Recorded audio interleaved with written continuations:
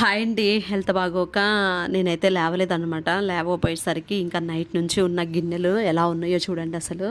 ఇక నాకు ఒక్కరోజు నేను కిచెన్‌లోకి సరిగ్గా వెళ్ళకపోయేసరికి, అంటే అవన్నీ వాష్ చేయడం అలాంటి పని పెట్టుకోపోయేసరికి నా కిచెన్ చూడగానే అసలు ఫుల్ హెడేక్ వచ్చేసిందండి అసలు. అంతే కదా, మనకి హెల్ప్ చేసేవాళ్ళు లేకపోతే అలాగే ఉంటది. మనకి హెల్త్ బాగోన్నప్పుడు ఏ టైం అయినా సరే మనమే వెళ్ళి పైకి లేచి చేసుకోవాల్సొస్తది. ఇంకా నా పరిస్థితి కూడా అదేనండి. ఇంకా ఈ క్లీనింగ్ విషయాలైతే ఖచ్చితంగా నేనే చేసుకోవాలి.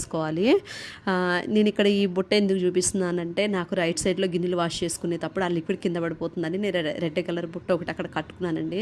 అలా కట్టుకున్నాక ప్రశాంతంగా ఉంది. నెక్స్ట్ ఈ జల్లెడ ఎందుకు చూపిస్తున్నానంటే, కుకింగ్ చేసేటప్పుడు యూజ్ అవుతుందని చెప్పి అది తీసుకుంటే అది వెంటనే తుప్పట్టేసిందండి. ఇంకా దాన్ని సింక్లో ఫిల్టర్ చేయడానికి పెట్టేశాను అనమాట.